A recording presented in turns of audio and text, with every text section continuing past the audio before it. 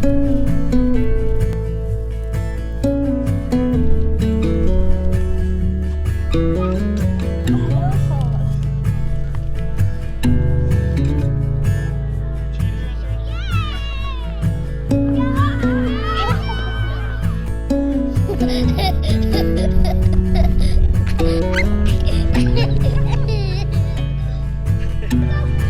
two, one.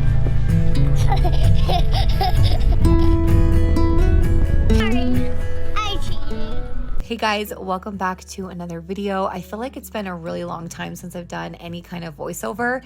Lately, I've just been kind of typing out the words, but I wanted to hop on here today and just kind of chat with you guys. So I usually decorate my porch the end of September just because it's kind of hard to find hay bales and corn stalks and pumpkins early in the month. So we always wait until our pumpkin patch is open, and this is our favorite spot to go. It's called Green Acres. If you're local to northern Utah, this is up in the Ogden area. So anyway, we went on a weekday.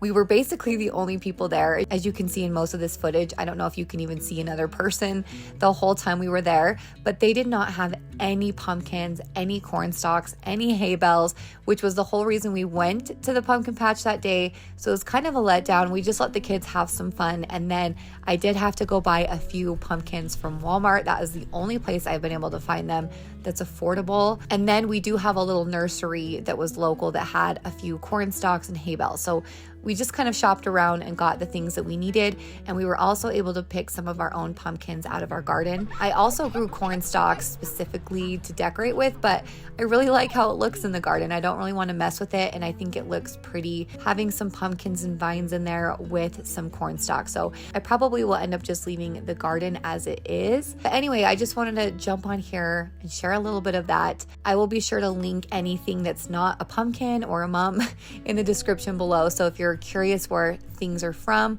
I will be sure to have those things listed.